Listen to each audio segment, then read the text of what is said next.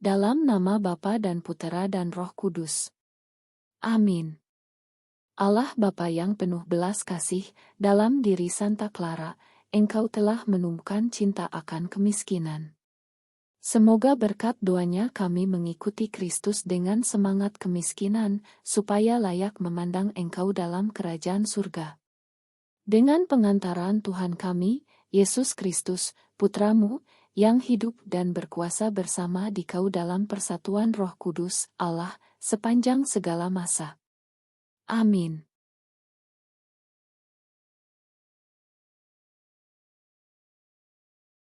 Berjalanlah seperti orang buangan di depan mereka pada siang hari. Tuhan bersabda kepadaku, hai anak manusia, engkau tinggal di tengah-tengah kaum pemberontak. Mereka mempunyai mata, tetapi tidak melihat. Mereka mempunyai telinga, tetapi tidak mendengar, sebab mereka itu kaum pemberontak.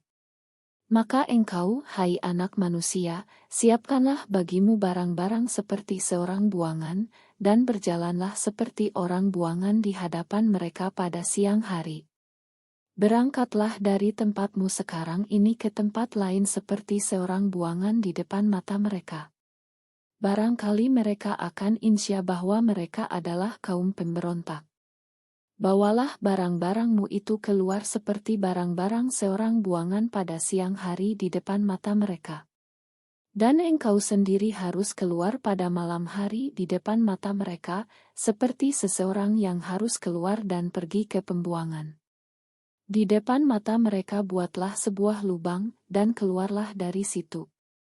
Di depan mata mereka taruhlah barang-barangmu di atas bahumu, dan bawalah itu keluar pada malam gelap.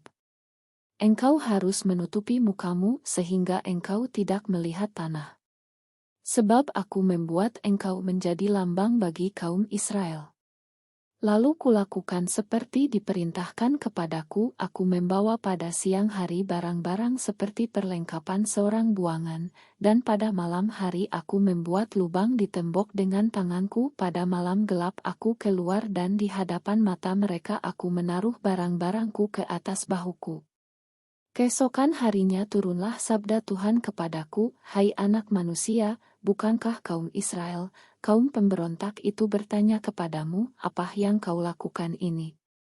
Katakanlah kepada mereka, beginilah sabda Tuhan Allah, ucapan ilahi ini mengenai Raja di Yerusalem dan seluruh kaum Israel yang tinggal di sana.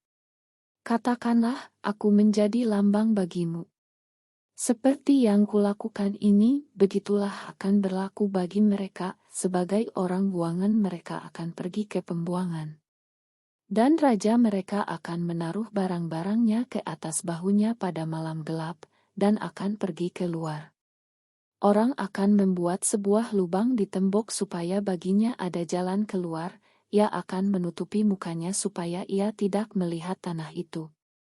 Demikianlah sabda Tuhan. Syukur kepada Allah.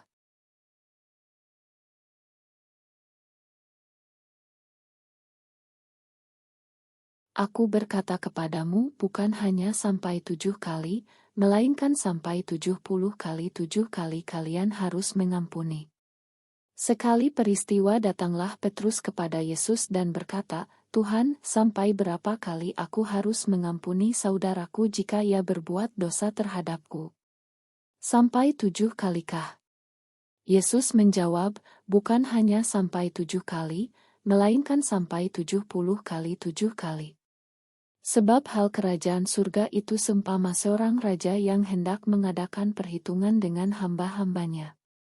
Setelah ia mulai mengadakan perhitungan, dihadapkanlah kepadanya seorang yang berhutang 10.000 talenta.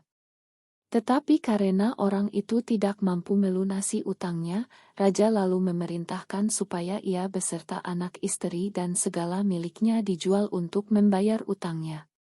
Maka bersujudlah hamba itu dan menyembah dia, katanya, sabarlah dahulu, segala utangku akan kulunasi.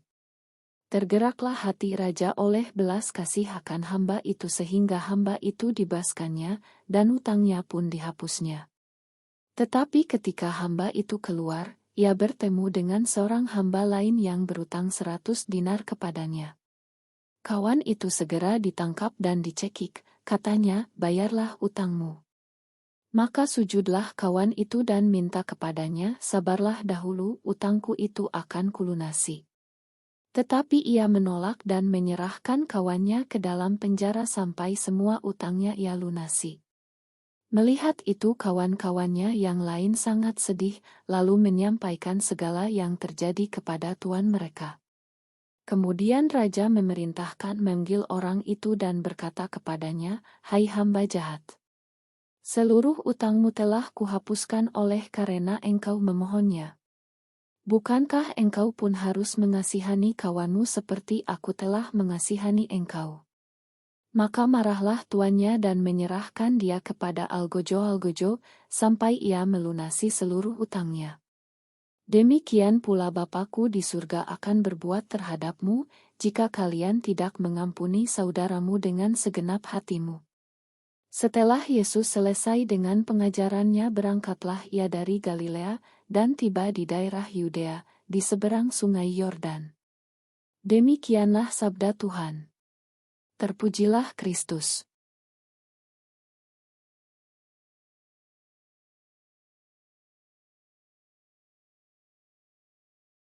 Saudara dan saudari di dalam Kristus, hari ini kita mendengar bagian yang sangat relevan dari kitab suci dan Injil. Kita mendengar bagaimana orang-orang dalam perbudakan-perbudakan diberikan harapan baru, di mana kegelapan dan rantai yang mengikat mereka terbukti longgar, dan umat manusia memperoleh harapan baru di dalam Tuhan. Dalam bacaan pertama, kita mendengar tentang panggilan Yehekiel oleh Tuhan di tanah pembuangan, di Babel, di mana berapa orang telah dibawa ketika Raja Nebukadnezar pertama kali menyerbu Yehuda dan Yerusalem.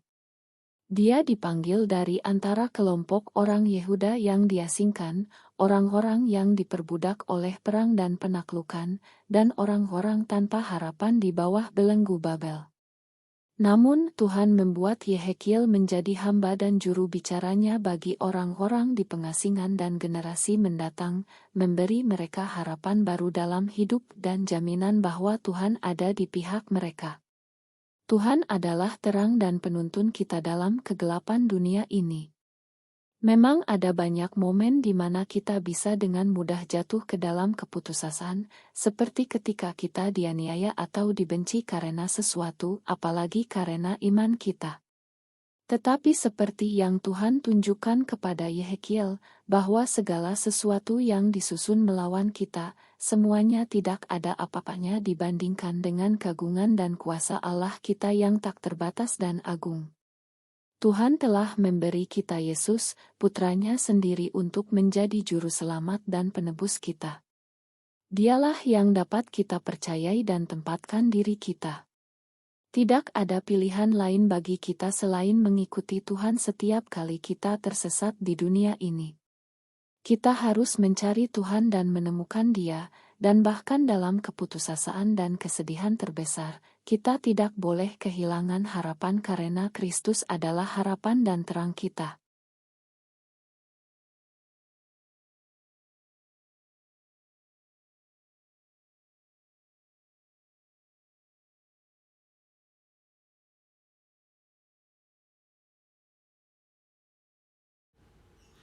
Allah yang Maha Rahim, aku menyesal atas dosa-dosaku.